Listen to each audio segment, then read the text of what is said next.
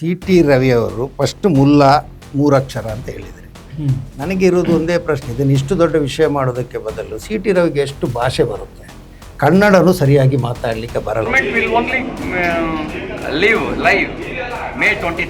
ಲಗ್ಭಗ್ 11 लाख ಎಲ್ಲಾದರೂ ಆ ಫಿರ್ಯಾದಿ ನೀಡಿದಂಥ ವ್ಯಕ್ತಿ ಉಚ್ಚ ನ್ಯಾಯಾಲಯದಲ್ಲಿ ಈಗ ಏನೋ ತಡೆಯಾಜ್ಞೆಯನ್ನು ನೀಡಿದೆ, ಅದರ ವಿರುದ್ಧ ಹೋರಾಟ ಮಾಡಬೇಕು, ನಮಗೆ ವಕೀಲರು ಬೇಕಂತ ಹೇಳಿದ್ರೆ ಅದರ ವ್ಯವಸ್ಥೆ ಮಾಡಿ ಕೊಡ್ಬೋದು. ನೋಡಿ, ಒಬ್ಬ ಬಡವ ಇದೇ ಮಾತನ್ನು ಹೇಳ್ತಿದ್ರೆ ಪೊಲೀಸ್ನವರು ಹೋಗಿ ಇನ್ವಿಟೇಷನ್ ಕೊಡ್ತಾ ಇದ್ರಾ? ನೋಡಿ, ಪ್ರವಾದಿದ್ದು ಅವಹೇಳನ ಮಾಡಿದ್ದಕ್ಕೆ ಬೆಂಕಿ ಹಚ್ಚಿದ್ರು, ಗಲಾಟೆ ಆಯ್ತು ಎಂಬುದು ಸುಳ್ಳು. ಅಲ್ಲಿ ರಾಜ್ಯಕ್ಕೆ 2 ಫ್ಯಾಕ್ಷನ್ಗಳಿವೆ, 2 ಗುಂಪುಗಳಿವೆ. ಅಲ್ಲಿ ಆ ಹೆಸರೆಲ್ಲ ಈಗ ಹೇಳಬಾರ್ದು, ಅಂದ್ರೆ ಕೇಸು ಅವರ 2 ಗುಂಪಿನ ಮಧ್ಯೆ ನಡೆದ ಜಗಳವನ್ನು ಒಂದು ಸಮಾಜದ ಮೇಲೆ ಹಾಕಿ ಸಮಾಜವನ್ನೇ ಕೆಟ್ಟವರಾಗಿ ತೋರಿಸುವ ಪ್ರಯತ್ನವೂ ನಡೆಯಿತು. ಇಡೀ ಸೊಸೈಟಿ ಅನ್ಕೊಂಡಿರೋದು, ನಾನು ಏನು ಹೇಳಿದೆ ಅದನ್ನು, ಸಾಬ್ರು ಬೆಂಕಿ ಹಾಕ್ತಾರೆ, ಅವರು ಸಹ ಬೆಂಕಿ ಹಾಕೋರು, ಪೊಲೀಸ್ ಸ್ಟೇಷನ್ಗೂ ಬಿಡೋಲ್ಲ. ಇದು ಕನ್ವಿನ್ಸ್ ಆಗಿದೆ ಸೊಸೈಟಿ. ಈಗ ನೀವು ಹೇಳ್ತಿದ್ರೆ ವಿಚಾರ ಬೇರೆ ಇದೆ ಅಂತ. ಆ ವಿಚಾರ ಬೇರೆ ಅನ್ನೋದು ನಾಳೆ ನ್ಯಾಯಾಲಯದಲ್ಲಿ ವಿಚಾರಣೆಗಳೆಲ್ಲ ಮುಗಿದ ಮೇಲೆ ಎಸ್ಟಾಬ್ಲಿಷ್ ಆಗಬೇಕದು. ನೋಡಿ, ಮಾಧ್ಯಮ ನಮ್ಮೊಂದಿಗಿಲ್ಲ. ಹಲೋ, ನಮಸ್ಕಾರ. ಇವತ್ತು ನನ್ನ ಜೊತೆ ಕರ್ನಾಟಕ ಮುಸ್ಲಿಂ ವಕೀಲರ ವೇದಿಕೆಯ ಅಧ್ಯಕ್ಷರಾದಂಥ ಮುಜಾಫರ್ ಅಹಮದ್ ಅವರು ಇತ್ತೀಚೆಗೆ ಅವರ ಅಧ್ಯಕ್ಷರಾಗಿ ಆಯ್ಕೆ ಆಗಿದ್ದಾರೆ. ಮೊದಲನೇದಾಗಿ ಸರ್, ನಿಮಗೆ ಅಭಿನಂದನೆಗಳು. Thank you. ಒಳ್ಳೆಯದಾಗಲಿ, ಶುಭವಾಗಲಿ. ಏನಿದು ಮುಸಲ್ಮಾನರ ವಕೀಲರ ವೇದಿಕೆ ಕರ್ನಾಟಕ? ಯಾಕಿದು? ಇದರಿಂದ ನಿಮ್ಮ ಸಮುದಾಯಕ್ಕೆ ಮಾತ್ರ ಅನುಕೂಲನಾ? ಬೇರೆಯವ್ರಿಗೆ ಅನುಕೂಲ ಇದೆಯಾ? ಸಮುದಾಯ ಈ ದೇಶದಲ್ಲಿ ಸದ್ಯಕ್ಕೆ ನಮ್ಮ ರಾಜ್ಯನೂ ತಗೊಂಡಂಗೆ ಅನೇಕ ರೀತಿಯ ಸಂದಿಗ್ಧ ಸ್ಥಿತಿಯಲ್ಲೆಲ್ಲ ಸಿಕ್ಕಾಕೊಂಡಾಗ ತಬ್ಬಲಿಗಳಾಗಿ ಒದ್ದಾಡೋದನ್ನು ನಾವು ನೋಡಿದ್ದೀವಿ. ಸೂಕ್ತವಾದಂಥ ಕಾನೂನು ಪರಿಹಾರಗಳಿಲ್ಲ. ಏನೇ ಅನ್ಯಾಯ ಆದರೂ ಕೂಡ ಕೆಲವು ಸಲ ನಿಮ್ಗೆ ಅನೇಕ ಪ್ರಕರಣ ಇರ್ಬೋದು. ನಿಮ್ಮ ಡಿಜೆಳೆ ಕೆಜೆಳೆ ಪ್ರಕರಣದಂಥದ್ದು ಮಾತಾಡೋಣ. ಅನೇಕ ಪ್ರಕರಣಗಳು ಬಂದಾಗೆಲ್ಲ ಒಂದಿಷ್ಟು ತಪ್ಪು ಮಾಡೋರು, ಬಹಳಷ್ಟು ತಪ್ಪು ಮಾಡದವರು ಎಲ್ಲ ಬಲಿಯಾಗಿರುವಂಥ ವಿಚಾರಗಳು ಬರ್ತವೆ. ಇಂಥ ವಿಚಾರಗಳು ಬಂದಾಗ, ಕೋಮು ಸಾಮರಸ್ಯದ ವಿಚಾರ ಬಂದಾಗ, ಕಾವೇರಿ ಹೋರಾಟದಂಥ ವಿಚಾರಗಳು ಬಂದಾಗ, ನಾಡಿನ ಅಸ್ಮಿತೆಯ ಪ್ರಶ್ನೆಗಳು ಬಂದಾಗ, ಇಲ್ಲೆಲ್ಲ ನಿಮ್ಮ ಪಾತ್ರಗಳು ಏನಿರುತ್ತೆ ಅನ್ನೋದ್ರ ಬಗ್ಗೆ ಇವತ್ತು ನಾವು ಚರ್ಚೆ ಮಾಡೋಣ. ಮೊದಲನೇದಾಗಿ ಕರ್ನಾಟಕ ಮುಸ್ಲಿಮರ ವೇದಿಕೆ, ವಕೀಲರ ವೇದಿಕೆ, ಇದು ಏನು ಸರ್? ಯಾಕೆ ಇದು 1980ರಲ್ಲಿ 80ನೇ ಇಸವಿಯಲ್ಲಿ ಪ್ರಾರಂಭವಾದಂಥ ಒಂದು ಸಂಘಟನೆ, ಮುಸ್ಲಿಂ ವಕೀಲರನ್ನು ಒಳಗೊಂಡಂಥ ಸಂಘಟನೆ. ಇದು ಈಗ ಸುಮಾರು 8,000 ಮಂದಿ ವಕೀಲರಿದ್ದಾರೆ ಮುಸಲ್ಮಾನರು ಕರ್ನಾಟಕ ರಾಜ್ಯದಲ್ಲಿ. ಲೆಕ್ಕ ಪ್ರಕಾರ ಜಾಸ್ತಿಯೇ ಇರಬೇಕು. ಈ ಸಂಘಟನೆ ಮಾಡಿದಂಥ ಹಿರಿಯ ವಕೀಲರು 1980ರಲ್ಲಿ ಅವರ ಕನಸು ಏನಿತ್ತು? ಸಾಮಾಜಿಕ ನ್ಯಾಯ, ಶಾಂತಿ, ಕೋಮು ಸೌಹಾರ್ದತೆ, ಇದರೊಂದಿಗೆ ಮುಸ್ಲಿಂ ಸಮಾಜದಿಂದ ವಕೀಲ ವೃತ್ತಿಗೆ ಬರುವವರಿಗೆ ನೆರವು ಕೊಡೋದು, ಮುಸ್ಲಿಂ ಸಮಾಜದ ಕಾನೂನಿನ ಕೆಲವು ಸಮಸ್ಯೆಗಳನ್ನು ಎದುರಿಸುವಾಗ ಈಗ ಉದಾಹರಣೆಗೆ ನಿರಪರಾಧಿಗಳಾದ ವ್ಯಕ್ತಿಗಳು ಕೂಡ ಕಾನೂನಿನಲ್ಲಿ ಸಿಲುಕಿಕೊಂಡಾಗ ಅವರಿಗೆ ಸೂಕ್ತವಾದ ಸಹಾಯ ಮಾಡಲಿಕ್ಕೆ ಒಂದು ವೇದಿಕೆಯನ್ನು ನಿರ್ಮಾಣ ಮಾಡಿದರು. ಮಾತ್ರವಲ್ಲ, ಕಾನೂನಿನ ಮಾಹಿತಿ ಮುಸ್ಲಿಂ ಸಮಾಜದ ಎಲ್ರಿಗೂ ಅದು ತಲುಪಬೇಕೆಂಬ ಉದ್ದೇಶ ಕೂಡ ಇದರಲ್ಲಿತ್ತು. ಮುಂದುವರಿದು ಏನಂತ ಹೇಳಿದರೆ, ವಕೀಲ ವೃತ್ತಿಗೆ ಬರುವಂಥ ಯುವಕ ಯುವತಿ ವಕೀಲರುಗಳಿಗೆ ಸೂಕ್ತವಾದ ಮಾರ್ಗದರ್ಶನ ಬೇಕು. ಈಗ ವಕಾಲತ್ತಿನಲ್ಲಿ ತುಂಬ ಕ್ಷೇತ್ರಗಳಿವೆ. ಆ ಕ್ಷೇತ್ರಗಳ ಮಾಹಿತಿ ಇಲ್ಲದೆ ಜನ ಬರ್ತಾರೆ, ಹೊಸೊಬ್ಬರು ಪ್ರೊಫೆಷನ್ನಿಗೆ ಅಥವಾ ವೃತ್ತಿಗೆ ಎಂಟ್ರಿ ಕೊಡ್ತಾರೆ, ದಾಖಲಾಗ್ತಾರೆ. ಆಗ ಅವರಿಗೆ ಸೂಕ್ತ ಮಾರ್ಗದರ್ಶನ ಕೊಡಲು ಕೂಡ ಈ ಸಂಘಟನೆ ಮುಖಾಂತರ ನಾವು ಪ್ರಯತ್ನ ಪಡ್ತೀವಿ. ಈಗ ಹೊಸದಾಗಿ ವಕೀಲ ವೃತ್ತಿಗೆ ಬರೋರಿಗೆ ನೀವು ಮಾರ್ಗದರ್ಶನ ಕೊಡ್ತೀರಿ ಅಂತ ಹೇಳಿದಿರಿ. ಅದ್ರ ಜೊತೆಗೆ ಇದೇ ಸಮುದಾಯದಲ್ಲಿ ತಪ್ಪು ಮಾಡದೇ ಇದ್ದರೂ ಕೂಡ ತಪ್ಪಿತ ಸ್ಥಾನದಲ್ಲಿ ಅವ್ರನ್ನ ಇಟ್ಟು ಅವರಿಗೆ ಏನೆಲ್ಲ ತೊಂದರೆಗಳನ್ನು ಇತ್ತೀಚೆಗೆ ಏನು ಅನುಭವಿಸ್ತಿದ್ದಾರೆ ಅನ್ನೋದನ್ನು ಕೂಡ ನಾವು ನೋಡ್ತಾ ಬಂದಿದ್ದೀವಲ್ಲ. ಇಂಥ ವಿಚಾರದಲ್ಲ ನೀವು ಕೆಲಸ ಮಾಡ್ತೀರಿ ಅಂತ ಹೇಳಿದ್ರಿ.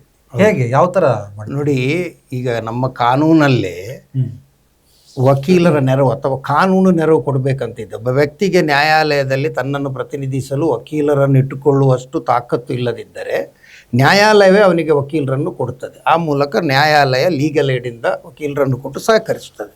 ನಾವು ಕೂಡ ಅದನ್ನೇ ಮಾಡೋದು.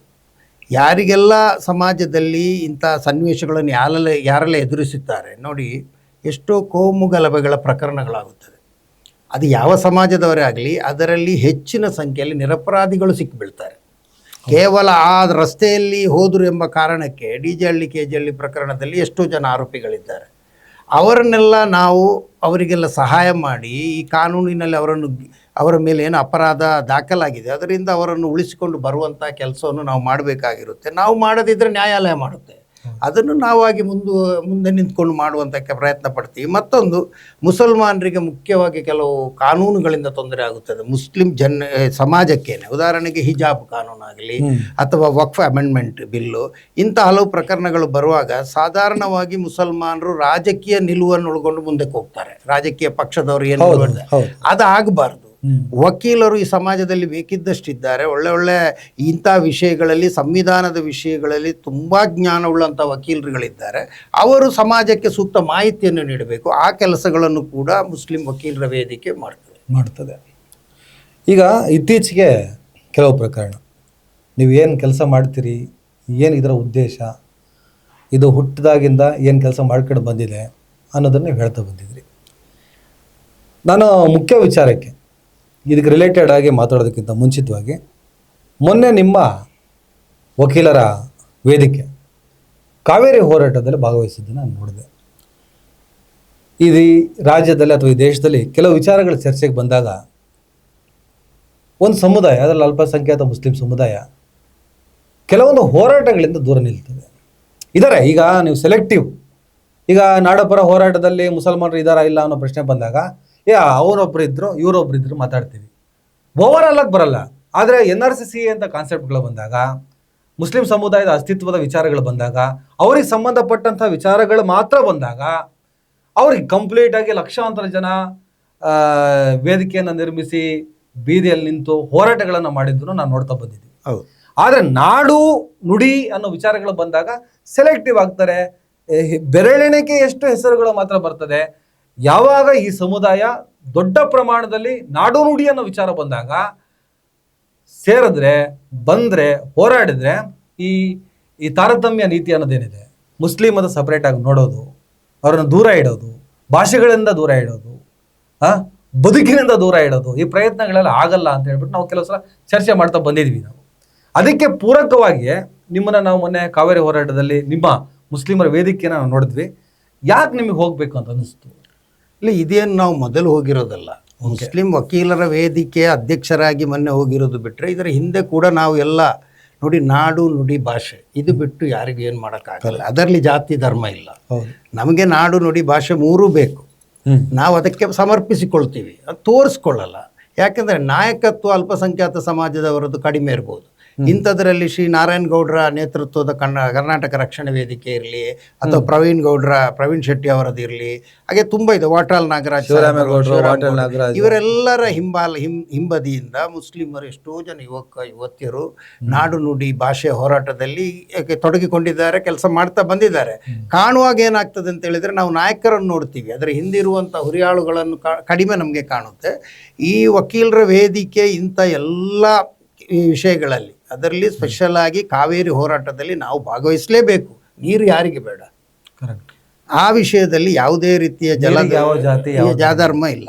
ಆಗಿರುವಾಗ ನಾವು ಆ ಹೋರಾಟಕ್ಕೆ ಹೋಗಬೇಕಿತ್ತು. ಅದು ನಮ್ಮ ಕರ್ತವ್ಯ ಅಂತ ತಿಳ್ಕೊಂಡು ನಾವು ಹೋಗಿದ್ದೀವಿ. ಮುಂದಕ್ಕೂ ಈ ರೀತಿಯ ಹೋರಾಟದಲ್ಲಿ ನಮ್ಮ ಸಂಘಟನೆಗಳು ಎಷ್ಟು ಇದೆ, ನಾಡು ಜಲ ಮತ್ತು ಭಾಷೆಗಾಗಿ ಹೋರಾಡುವ ಸಂಘಟನೆಗಳು, ಅವ್ರು ಮಾಡುವ ಎಲ್ಲ ಹೋರಾಟಗಳಲ್ಲಿ, ನ್ಯಾಯಬದ್ಧವಾಗಿರೋ ಹೋರಾಟದಲ್ಲಿ ನಾವು ಪಾಲ್ಗೊಳ್ತೀವಿ. ಈಗ ನಾನು ನಿಮ್ಗೆ ಆಗಲೇ ಎಕ್ಸಾಂಪಲ್ ಕೊಟ್ಟೆ.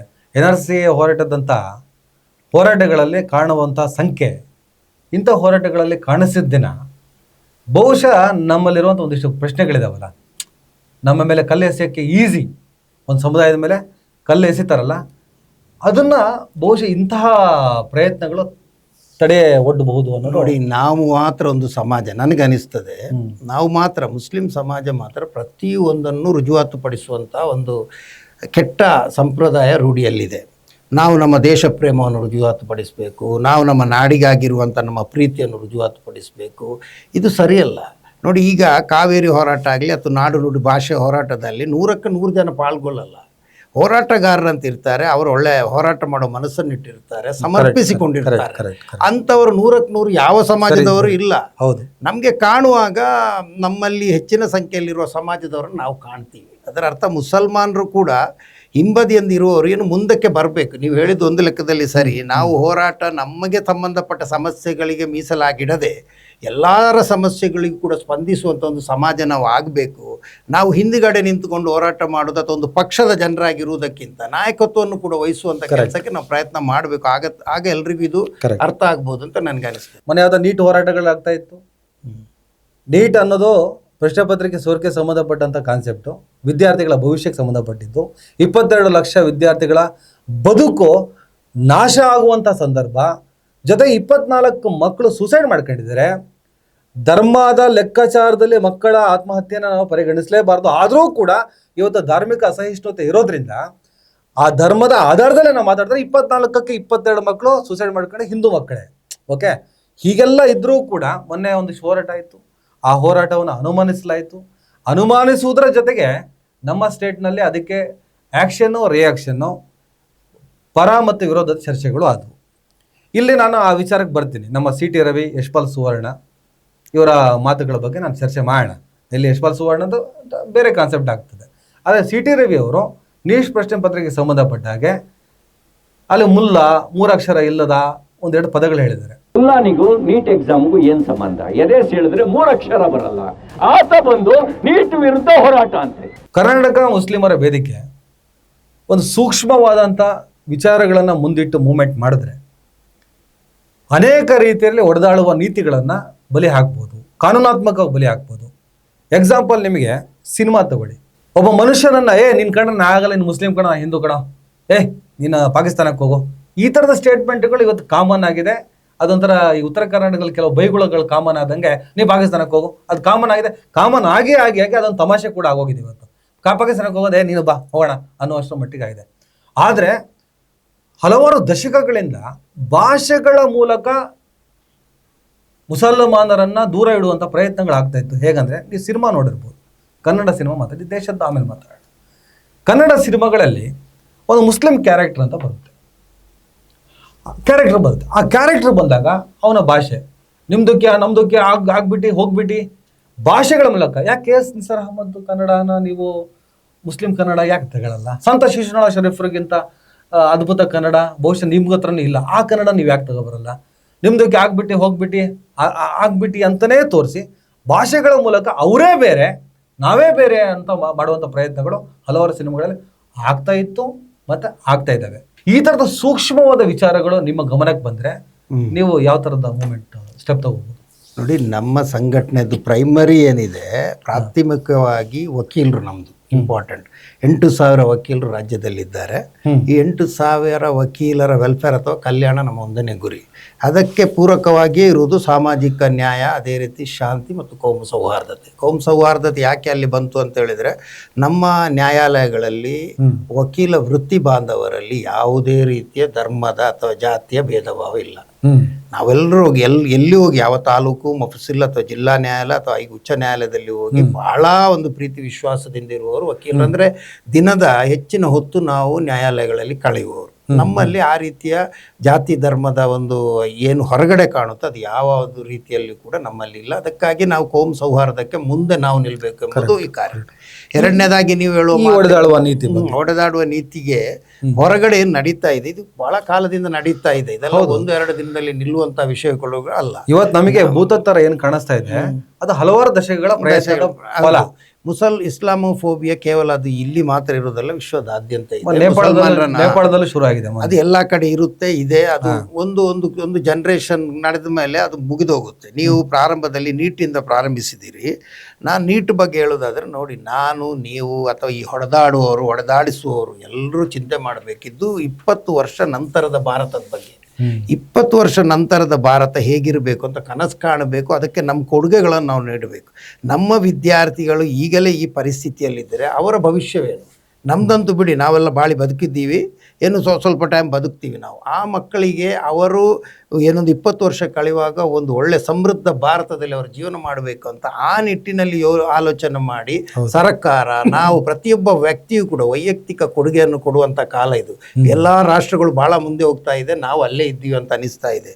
ಅದಕ್ಕಾಗಿ CT ರವಿ ಆಗಲಿ, ಯಶ್ಪಾಲ್ ಸುವರ್ಣ ಆಗಲಿ, ಏನು ಲೂಸ್ ಟಾಕ್ಸ್ ಮಾತಾಡ್ತಾರೆ, ಪ್ರತಿಯೊಂದನ್ನು ಕೋಮು ವಿಭಜೀಕರಣಕ್ಕೆ ಉಪಯೋಗಿಸುವುದು, ಪ್ರತಿಯೊಂದನ್ನು ವೋಟ್ ಬ್ಯಾಂಕ್ ಆಗಿ ನೋಡಿಕೊಳ್ಳೋದು, ಇದು ಏನು ಎಷ್ಟು ನಡೆದರೂ ಮುಂದಕ್ಕೆ ಇದಕ್ಕೆಲ್ಲ ಬೆಲೆ ಇಲ್ಲ. ಈಗಾಗಲೇ ಅವರೊಳಗಿರುವವರೇ ನೀವು ಆ ಥರ ಸ್ಟೇಟ್ಮೆಂಟ್ ಕೊಟ್ಟಾಗ ಒಂದು ಸಮುದಾಯವನ್ನ ಎಲ್ಲಾ ವಿಚಾರಕ್ಕೂ ಸಂಬಂಧನೇ ಇಲ್ದಿರೋ ವಿಚಾರಕ್ಕೆ ಎಳ್ಕೊಂಡ್ಬಂದು ಅವರೊಂದು ವಿಡಿಯೋನ ಶೋ ಮಾಡ್ತಾರೆ. ಇದೇ ಬಿಹಾರದ ಗಯಾದಲ್ಲಿ ನಡೆದಂತ ಆಕ್ಸಿಡೆಂಟ್ ವಿಡಿಯೋ. ನೀಟ್ ಪ್ರಶ್ನೆ ಪತ್ರಿಕೆ ಸೋರಿಕೆಗೂ ಎದೆಸಿ ಹೇಳಿದ್ರೆ 3 ಅಕ್ಷರ ಇಲ್ದಿರೋ ಮುಲ್ಲನ್ಗೆ ಏನ್ ಸಂಬಂಧ ಅಂತ ಕೇಳಿ ಪೊಲೀಸರು ಹೋಗಿ ನೋಟಿಸ್ ಕೊಡಕ್ ಹೋದಾಗ ಅದ್ಯಾವ್ದು ಸಂಬಂಧನೇ ಇಲ್ದಿರೋಂಥದ್ದು, ನೀಟ್ ಹೋರಾಟಕ್ಕೂ ಸಂಬಂಧನೇ ಇಲ್ದಿರೋಂಥ ವಿಡಿಯೋನ ತೋರಿಸ್ತಾರೆ. CT ರವಿ ಅವರು ಫಸ್ಟ್ ಮುಲ್ಲಾ 3 ಅಕ್ಷರ ಅಂತ ಹೇಳಿದ್ರಿ. ನನಗಿರೋದು ಒಂದೇ ಪ್ರಶ್ನೆ, ಇದನ್ನು ಇಷ್ಟು ದೊಡ್ಡ ವಿಷಯ ಮಾಡೋದಕ್ಕೆ ಬದಲು CT ರವಿಗೆ ಎಷ್ಟು ಭಾಷೆ ಬರುತ್ತೆ? ಕನ್ನಡನು ಸರಿಯಾಗಿ ಮಾತಾಡಲಿಕ್ಕೆ ಬರಲ್ಲ. ಭಾಳ ಗೌರವದಿಂದ ಹೇಳ್ತೀನಿ, ಯಾಕಂದರೆ ನಾನು ಮದ್ರಸದಲ್ಲಿ ಕೂಡ ಶಿಕ್ಷಣ ಪಡೆದವನು. ಯಾರನ್ನು ಯಾವ ಧರ್ಮ ಜಾತಿಯನ್ನು ಅಗೌರವದಿಂದ ಕಾಣುವುದು, ಮಾತಾಡೋದು, ಕೇಳೋದು ನಮಗೆ ಸರಿಯಲ್ಲ. ಆದ್ದರಿಂದ ಭಾಳ ಗೌರವದಿಂದ ಹೇಳ್ತೇನೆ, CT ರವಿ ಅವರಿಗೆ ಎಷ್ಟು ಭಾಷೆ ಮಾತನಾಡಲಿಕ್ಕೆ ಬರುತ್ತೆ. ಅವರು ಸ್ವಯಂ ಹಿಂದಿ ಮಾತನಾಡಲಿಕ್ಕೆ ಪ್ರಯತ್ನ ಪಟ್ಟರು. ಒಂದು ಹಾಸ್ಯಕ್ಕೆ ಎಲ್ಲರೂ ಹಾಸ್ಯ ಮಾಡುವಂಥ ಒಂದು ಪರಿಸ್ಥಿತಿ ನಿರ್ಮಾಣ. ಇಂಗ್ಲಿಷ್ ಮಾತಾಡಿದ್ರು ಅಷ್ಟೇ ಆಗ್ತಾ ಇರೋದು. ಕನ್ನಡದಲ್ಲಿ ಒಳ್ಳೆ ಮಾತುಗಳು ಬರಲ್ಲ. May 23rd. इस बार मोदी जी सरकार लगभग 11 लाख ರಾಜಕೀಯದ ಭವಿಷ್ಯವರಿಗೆ ಇರುವುದು ಕೋಮು ಧ್ರುವೀಕರಣದಿಂದ ಮಾತ್ರ. ಅದಕ್ಕೆ ಮುಲ್ಲಾ ಅಂತ ಹೇಳಿದರು. ನಂತರ ಮುಲ್ಲಾ ಅಂದರೆ ನಾನು ಮುಸಲ್ಮಾನರನ್ನು ಹೇಳಿದಿಲ್ಲ ಅಂತ ಹೇಳ್ತಾರೆ. ಮುಲ್ಲಾ ಅಂದರೆ ಅದರ ಅರ್ಥ ಮುಸ್ಲಿಮರಲ್ಲಿ ವಿದ್ವಾಂಸರನ್ನು ಮುಲ್ಲಾ ಅಂತ ಹೇಳ್ತಾರೆ. ಅದು ನಂತರ ಗೊತ್ತಾದ ಕೂಡಲೇ ಯಾವುದೋ ಒಂದು ವಿಡಿಯೋ ತೋರಿಸ್ತಾರೆ. ನೋಡಿ, ಇದೆಲ್ಲ ಅವರು ಏನು ಜನರಿಂದ ಚುನಾಯಿತರಾಗಿ ಮಂತ್ರಿಗಳಾಗಿದ್ದವರೆಲ್ಲ ತಮ್ಮನ್ನು ತಾವೇ ಅವರು ಕೆಳಮಟ್ಟಕ್ಕೆ ತಗೊಂಡು ಹೋಗೋದು. ಅದಕ್ಕೆ ನಾವು ವಿಶೇಷವಾಗಿ ಪ್ರತಿಕ್ರಿಯಿಸುವಂಥ ಅವಶ್ಯಕತೆ ಇಲ್ಲ. ಇನ್ನು ಮುಸ್ಲಿಮರ ವೇದಿಕೆಯ ಮುಂದೆ ಎಲ್ಲಾದರೂ ಆ ಫಿರ್ಯಾದಿ ನೀಡಿದಂಥ ವ್ಯಕ್ತಿ ಉಚ್ಚ ನ್ಯಾಯಾಲಯದಲ್ಲಿ ಈಗ ಏನೋ ತಡೆಯಾಜ್ಞೆಯನ್ನು ನೀಡಿದೆ, ಅದರ ವಿರುದ್ಧ ಹೋರಾಟ ಮಾಡಬೇಕು, ನಮಗೆ ವಕೀಲರು ಬೇಕಂತ ಹೇಳಿದ್ರೆ ಅದರ ವ್ಯವಸ್ಥೆ ಮಾಡಿ ಕೊಡ್ಬೋದು. ಇದನ್ನೆಲ್ಲ ನಾವು ಕೂಡ ವಿಶೇಷವಾಗಿ ಪರಿಗಣಿಸಿ ಅವರಿಗೆಲ್ಲ ಇಂಪಾರ್ಟೆನ್ಸ್ ಬಿಡಬೇಕು. ಸರ್, ಏನಾಗುತ್ತೆ ಇಲ್ಲಿ ಪ್ರಶ್ನೆ ಇರೋದು, ಯಾಕಂದ್ರೆ ಮಿಸ್ ಗೈಡ್ ಅನ್ನೋದೇನಿದೆ ಇದನ್ನ ನೆಗ್ಲೆಕ್ಟ್ ಮಾಡ್ತಾ ಹೋದ್ರೆ, ಅವ್ನ ಪಾಡು ಅವ್ನು ಮಾತಾಡ್ಲಿ ಅಂತ ನಾವು ಬಿಡ್ತಾ ಹೋದ್ರೆ, ಅವರು ಯಾವರನ್ನ ಟಾರ್ಗೆಟ್ ಮಾಡಿ, ಇವರು ಮುಸ್ಲಿಂ ಟಾರ್ಗೆಟ್ ಅಲ್ಲ, ಆ್ಯಕ್ಚುಲಿ ಮುಸಲ್ಮಾನರ ವಿರುದ್ಧ ಒಂದಿಷ್ಟು ಜನರನ್ನ, ದೊಡ್ಡ ಸಂಖ್ಯೆಯನ್ನ ಎತ್ತಿ ಕಟ್ಟುವ ಪ್ರಯತ್ನದ ಭಾಗವಾಗಿ ಮಾತಾಡ್ತಾರೆ. ಇವರ ಮಿಸ್ಗೈಡ್ ಮಾಡುವಂಥ ಚಾಳಿ ಇದನ್ನ ನೆಗ್ಲೆಕ್ಟ್ ಮಾಡಿದ್ರೆ ಅವ್ರ ಸಮಾಜನ ಹೀಗೆ ಹೊಡಿತಾನೆ ಹೋಗ್ತಿರ್ತಾರೆ. ಈಗ CT ರವಿ ಸಮಸ್ಯೆ ಅಲ್ಲ ಇಲ್ಲಿ ಒಂದು ನಿಮಿಷ ಚಿಂತನವರೇ, ಪ್ರತಿಯೊಂದು ಸರ್ಕಾರನು ಇಂಥವರ ಮೇಲಿದ್ದ ಕೇಸ್ ವಾಪಸ್ ತಗೊಳ್ತಾರೆ. ನಿಮ್ಗೆ ಗೊತ್ತಾಗೋದಿಲ್ವಾ? ಎಷ್ಟು ಜನ ಈ ರೀತಿ ಪುಂಡಾಟಿಕೆ ಮಾತಾಡುವವರು, ಕೋಮು ವಿಭಜೀಕರಣದ ಮಾತನ್ನು ಹೇಳುವವರು, ಸಮಾಜದಲ್ಲಿ ಒಡಕುಂಟು ಮಾಡುವವರ ಎಷ್ಟೋ ಕೇಸುಗಳನ್ನು, ಈ ರಾಜಕೀಯ ನಾಯಕರುಗಳ ಕೇಸುಗಳನ್ನು ಯಾವುದೇ ಸರ್ಕಾರ, ಅದು ಈಗ ಇರುವ ಕಾಂಗ್ರೆಸ್ ಸರ್ಕಾರನೂ ಹಾಗೆ, ಹಿಂದಿರುವ BJP ಸರ್ಕಾರನೂ ಹಾಗೆ, ಜನತಾದಳ ಬಂದರೂ ಅದು ಎಲ್ಲರೂ ವಾಪಸ್ ತಗೊಳ್ತಾರೆ. ಹೇಳಿಕೆ ನೀಡಿದಾಗ ಮಾತ್ರ ಈ ರೀತಿ ಪ್ರತಿಕ್ರಿಯೆಗಳು, ಅದರ ಬಗ್ಗೆ ಚರ್ಚೆಗಳು 1 ತಿಂಗಳು 2 ತಿಂಗಳು ಕಳೆದ ಮೇಲೆ ಯಾರಿಗೂ ಬೇಡ. ನೋಡಿ, ಒಬ್ಬ ಬಡವ ಇದೇ ಮಾತನ್ನು ಹೇಳ್ತಿದ್ರೆ ಪೊಲೀಸ್ನವರು ಹೋಗಿ ಇನ್ವಿಟೇಷನ್ ಕೊಡ್ತಾ ಇದ್ರಾ? ನೇರವಾಗಿ ಅವನ್ನ ಎತ್ಕೊಂಡು ಬಂದು ವಾಟ್ಸಪ್ಪಲ್ಲಿ ಒಂದು ಮೆಸೇಜ್ ಬಂದರೆ ಒಬ್ಬ ಪಾಪದ ವ್ಯಕ್ತಿ, ಅದು ಯಾವ ಸಮಾಜದವನಾಗಲಿ ನೇರವಾಗಿ ಜೈಲಿಗೆ ಹೋಗ್ತಾನೆ. ಇಲ್ಲಿ ಮಂತ್ರಿಗಳ ಮನೆಗೆ ಹೋಗಿ ಒಂದು ಸೆಲ್ಯೂಟ್ ಹೊಡೆದು ಅವರಿಗೆ ನೋಟಿಸ್ ಕೊಡುವಂಥ ಪರಿಸ್ಥಿತಿ ನಾವು ನೋಡ್ತಾ ಇದ್ದೀವಿ. ಅಂದ್ರೆ ನ್ಯಾಯಾಂಗ ಕೂಡ ನೋಡ್ತಾ ಇದ್ದೀವಿ. ಅದೊಂದು ಆಯ್ತಲ್ಲ, ನೀನು ಹೊಡೆದಂಗೆ ಮಾಡೋ, ನಾನು ಹೊಡೆದಂಗೆ ಮಾಡ್ತೀನಿ, ನೀನು ಹತ್ತಂಗೆ ನಟಿಸು ಅನ್ನೋ ಲೆಕ್ಕಾಚಾರದಲ್ಲಿ ಇವರೆಲ್ಲ ಇದ್ದಾರೆ. ಸರ್, ಎಕ್ಸಾಂಪಲ್, ಈ ಕೇಸ್ ವಾಪಸ್ ತಗೊಳ್ಳೋ ಪ್ರಕ್ರಿಯೆ ಬಿಡಿ, ಇದೇ ಯಶ್ಪಾಲ್ ಸುವರ್ಣ, ಇದೇ ರಾಹುಲ್ ಗಾಂಧಿ ಅವರನ್ನ ಮೀನಿಗೆ ಆಹಾರ ಮಾಡ್ತೀನಿ, ಪ್ರಕಾಶ್ ರಾಜ್ನ ಮೀನಿಗೆ ಆಹಾರ ಮಾಡ್ತೀನಿ, ಬಾಬ್ರಿ ಮಸೀದಿ ಧ್ವಂಸ ಮಾಡಿದ ಹಾಗೆ. ಒಂದ್ ಸೆಕೆಂಡ್, ನಿಮಗೆ ಇಲ್ಲಿ ಮುಸ್ಲಿಂ ಮಸೀದಿ ತಗೊಳ್ದಿದ್ರೆ ಇವ್ರ ಸ್ಪೀಚ್ಗಳಿಗೆ ಅರ್ಥನೇ ಇರಲ್ಲ, ಅದು ಪೂರ್ಣ ಆಗಲ್ಲ. ಅದಕ್ಕೋಸ್ಕರ ತಗೊಂಡ್ಬಾರ್ದು. ಬಾಬ್ರಿ ಮಸೀದಿ ಧ್ವಂಸ ಮಾಡಿದ ಹಾಗೆ ನಿಮ್ಮನ್ನು ಧ್ವಂಸ ಮಾಡ್ತೀನಿ ಅಂತ ಏನೋ ಸ್ಟೇಟ್ಮೆಂಟ್ ಕೊಟ್ಟರು. ಇದೇ ಯಶ್ಪಾಲ್ ಸುವರ್ಣ ಅವರಿಗೆ ನೋಟಿಸ್ ಸರ್ವ್ ಮಾಡೋದಕ್ಕಂತ ಒಬ್ಬ ಪೊಲೀಸ್ ಅಧಿಕಾರಿ ಹೋಗ್ತಾರೆ. ಬಹಳ ಖುಷಿಯಿಂದ ನಗ್ತಾ ತಮಾಷೆ ಮಾಡ್ಕೊಂಡು ನೋಟಿಸ್ ಕೊಟ್ಟು ಅವ್ರಿಗೊಂದು ಸೆಲ್ಯೂಟ್ ಮಾಡ್ತಾರೆ. ನಾನು ಕಾನೂನು ಪ್ರಕಾರವಾಗಿ ಆ ಥರ ಸೆಲ್ಯೂಟ್ ಮಾಡೋದಕ್ಕೆ ಒಬ್ಬ ಆರೋಪಿಗೆ, FIR ಅಂದ ಆರೋಪಿಗೆ ಅವಕಾಶ ಇದೆಯಾ ಅನ್ನೋ ಪ್ರಶ್ನೆ ಕೇಳ್ತೇನೆ. ಅದಕ್ಕೆ ಉತ್ತರ ನೀವು ಕೊಡಬೇಕೀಗ. ಆದರೆ 6ನೇ ಗ್ಯಾರಂಟಿ ತರ್ತೀವಿ, ದಿನ ಬೆಳಗ್ಗೆ RSSನ ಬ್ಯಾನ್ ಮಾಡಬೇಕು, RSS ರಿಜಿಸ್ಟ್ರೇಷನ್ ಮಾಡಿಸಿಲ್ಲ ಅಂತ ಹೇಳ್ಬಿಟ್ಟು ದಿನಾ ಬೆಳಗ್ಗೆ ಮಾತನಾಡುವಂಥ ಗೃಹ ಮಂತ್ರಿಗಳು ಆ ಪೊಲೀಸ್ ಮೇಲೆ ಏನಾದರೂ ಕ್ರಮ ತೆಗೆದುಕೊಳ್ಳುವಂಥ ಅವಕಾಶಗಳು ಕೂಡ ಇತ್ತು ಅವರಿಗೆ. ಅದನ್ನು ಅವ್ರು ಮಾಡಲಿಲ್ಲ ಇಲ್ಲಿವರೆಗೂ. ಇದಕ್ಕೇನು ಉತ್ತರ ಕೊಡ್ತೀರಾ ನೀವು? ಫಸ್ಟ್ ಆಫ್ ಆಲ್, ಒಬ್ಬ MLAಗೆ ಪೊಲೀಸ್ ಸೆಲ್ಯೂಟ್ ಮಾಡ್ತಾನೆ, ಒಬ್ಬ ಮಿನಿಸ್ಟ್ರಿಗೆ ಪೊಲೀಸ್ ಸೆಲ್ಯೂಟ್ ಮಾಡ್ತಾನೆ, ಒಬ್ಬ ಪ್ರಧಾನಮಂತ್ರಿ ಪೊಲೀಸ್ ಸೆಲ್ಯೂಟ್ ಮಾಡ್ತಾನೆ. ಆದರೆ ಆರೋಪವನ್ನು ಹೊತ್ತ ಒಬ್ಬ MLAಗೆ ನೋಟಿಸನ್ನು ಸರ್ವ್ ಮಾಡಬೇಕಾದ್ರೆ ಆ ಥರ ಸೆಲ್ಯೂಟ್ ಮಾಡುವಂಥ ಅವಕಾಶ ಕಾನೂನಲ್ಲಿ ಇದೆಯಾ? ನೋಡಿ, MLAಗೆ ಸೆಲ್ಯೂಟ್ ಮಾಡೋದು ಅಂತ ಅದೊಂದು ಗೌರವ ಸೂಚಿಸುವುದು ಇದೆ. ಮತ್ತು ಇನ್ನೊಂದು ಏನಂತ ಹೇಳಿದ್ರೆ, ಅದಕ್ಕೆ 2 ವಾದಗಳಿವೆ. ಒಂದು ವಾದ, ಆರೋಪಿಯಾಗಿರುವ ಯಶ್ಪಾಲ್ ಸುವರ್ಣನವರಿಗೆ ನೋಟಿಸ್ ಕೊಟ್ಟಾಗ ಸೆಲ್ಯೂಟ್ ಹೊಡಿಬಾರ್ದು. 2ನೇ ವಾದ, ಒಬ್ಬ ವ್ಯಕ್ತಿಯ ಮೇಲೆ ಆರೋಪ ಬಂದಷ್ಟಕ್ಕೆ ಅವನು ಅಪರಾಧಿ ಆಗಲ್ಲ. ಅದು ನ್ಯಾಯಾಲಯ ತೀರ್ಪು ಕೊಡಬೇಕು, ಅವನ ಅಪರಾಧಿ ಹೌದಾ ಅಲ್ವಾ. ಅದರ ನಂತರನೇ ಅವನ ಅಪರಾಧಿ ಅಥವಾ ಅಲ್ವಾ ಅಂತ ತೀರ್ಮಾನ ಆಗುತ್ತೆ. ಆ ನಿಟ್ಟಿನಲ್ಲಿ ಇವರು ಹೇಳ್ಬೋದು, ಈಗ ಅವನು ಕೇವಲ ಒಂದು ಆರೋಪ ಮಾತ್ರ ಇರೋದು, ಅವರೊಬ್ಬರು MLA ಆಗಿದ್ದಾರೆ, ಅವ್ರಿಗೆ ನಾವು ಸೆಲ್ಯೂಟ್ ಹೊಡೆದಿವಿ ಅಂತ. ನಾನು ಅದಕ್ಕೆ ಹೇಳೋದಲ್ಲ, ಅದು ಕಾನೂನಲ್ಲಿ ಇದೆಯೇ ಇಲ್ವಾ. ನೀವು ಸಮಾಜಕ್ಕೆ ಏನು ಸಂದೇಶ ಕೊಡ್ತಾ ಇದ್ದೀರಿ? ಹೌದು. ಇನ್ನೊಬ್ಬರಿಗೆ ನೀವು ಇದನ್ನು ನೋಡಿಕೊಂಡು ಇನ್ನೊಬ್ಬರು ಇದರಿಂದ ಸ್ಫೂರ್ತಿ ಪಡೆದರೆ ಇದು ಒಳ್ಳೇದಾ? ನಾಳೆ ನನಗೆ ಇದೇ ಪೊಲೀಸ್ ಅಧಿಕಾರಿ ಯಾವುದೋ ಈ ಥರದ ಯಾವುದೋ ಒಂದು ಪ್ರಚೋದನಕಾರಿ ಸ್ಟೇಟ್ಮೆಂಟ್ ವಿಚಾರದಲ್ಲಿ ನೋಟಿಸ್ ಕೊಡಕ್ ಬಂದಾಗ ನನ್ನ ಹತ್ರ ಹೀಗೆ ನಡ್ಕತ್ತಾರ ಅಂತ ನನ್ನ ಪ್ರಶ್ನೆ. ನಿಮ್ಮ ಹತ್ರ ನಡ್ಕೊಳ್ಳೋದು ಬಿಡಿ, ಯಾರ ಹತ್ರ ಅವ್ರು ನಡ್ಕೊಳ್ಳಲ್ಲ. ಅವ್ರು ಇಂಥ ರಾಜಕೀಯದವರೊಟ್ಟಿಗೆ ಮಾತ್ರ ಸೆಲ್ಯೂಟು, ಆ ಒಂದು ಏನು ಹೇಳ್ತೀರಿ, ಒಂದು ನಗೆ ಎಲ್ಲ ಬೀರೋದು ಯಾಕೆ ಭಯ? ಯಾಕೆ ಎಲ್ಲರ ಮತ್ತೆ ಇವತ್ತು ವ್ಯವಸ್ಥೆ ಆಗಿದೆ, ರಾಜಕೀಯವರದವರನ್ನು ಓಲೈಸಿದರೇ ನಿಮಗೆ ಟ್ರಾನ್ಸ್ಫರು ಸಿಗುತ್ತೆ, ನಿಮಗೆ ಪ್ರಮೋಷನ್ ಆಗುತ್ತೆ, ಎಲ್ಲವೂ ಆಗುತ್ತೆ. ನಮ್ಗೆ ಗೊತ್ತಿರೋ ವಿಷಯ, ಸುಮ್ಮನೆ ಅದ್ರ ಬಗ್ಗೆ ಹೇಳಿ ಪ್ರಯೋಜನ ಇಲ್ಲ. ಬಟ್ ಇದು ಯಾವುದೋ ಸಂವಿಧಾನ ಬದ್ಧ ಅಲ್ಲ, ಸಂವಿಧಾನಕ್ಕೆ ವಿರುದ್ಧನೇ ಇದು. ಸಂವಿಧಾನಬದ್ಧ ಅಲ್ಲ, ಸಾಮಾಜಿಕ ನ್ಯಾಯದಲ್ಲಿ ಇದು ಬರಲ್ಲ. ಸರ್, ಈಗ ಕಾನೂನು, ಈಗ ಯಶ್ಪಾಲ್ ಸುವರ್ಣ, ರವಿ, ನನಗೆ ನೋಟಿಸು, ಈ ವಿಚಾರಗಳು ನಾನು ಯಾಕೆ ಮಾತಾಡಿದೆ ಅಂದರೆ, ಇವತ್ತಿನ ರಾಜಕೀಯ ವ್ಯವಸ್ಥೆ, ಆ ಇನ್ಫ್ಲುಯೆನ್ಸು, ಹಾಳಾದ ಆ ವ್ಯವಸ್ಥೆ, ಅದೇನೇ ಇದ್ದರೂ ಕೂಡ ಸಂವಿಧಾನ ಹೇಳೋದೇ ಬೇರೆ ಇರುತ್ತೆ. ಕಾನೂನು ಎಲ್ಲರಿಗೂ ಒಂದೇ, ಜನಸಾಮಾನ್ಯನಿಗೂ ಅದೇ ನ್ಯಾಯ, ವಕೀಲರಾದ ನಿಮಗೂ ಅದೇ ನ್ಯಾಯ, ಪತ್ರಕರ್ತ ನನಗೂ ಅದೇ ನ್ಯಾಯ, ಜಡ್ಜ್ ನಮಗೆಲ್ಲ ನ್ಯಾಯದಾನ ಮಾಡುವಂಥ ನ್ಯಾಯಾಧೀಶರಿಗೂ ಅದೇ ನ್ಯಾಯ. ತಪ್ಪು ಯಾರು ಮಾಡೋದು ತಪ್ಪೇ ಅಂತ ಮಾತಾಡ್ತೀವಿ. ಇತ್ತೀಚೆಗೆ ನಿಮಗೆ ಮಾಲೂರಿನ ನ್ಯಾಯಾಧೀಶರು ಒಬ್ಬರು ಮೇಡಮ್, ಅವ್ರ ಕಾರಿನ ವಿಚಾರಕ್ಕೆ ಸಂಬಂಧಪಟ್ಟ, ಓವರ್ಟೇಕ್ ಏನೋ ವಿಚಾರಕ್ಕೆ ಸಂಬಂಧಪಟ್ಟ ಒಂದು ಕ್ಲಾಶಸ್ ಆಗುತ್ತೆ. ಭಾಳ ಕೆಟ್ಟದಾಗಿ ಆ ಹುಡುಗನನ್ನು, ಯುವಕರನ್ನು ಬೈತಾರೆ, ಪೊಲೀಸಿಗೆ ಕರೆಸ ದರ್ಪ ಮೆರೀತಾರೆ.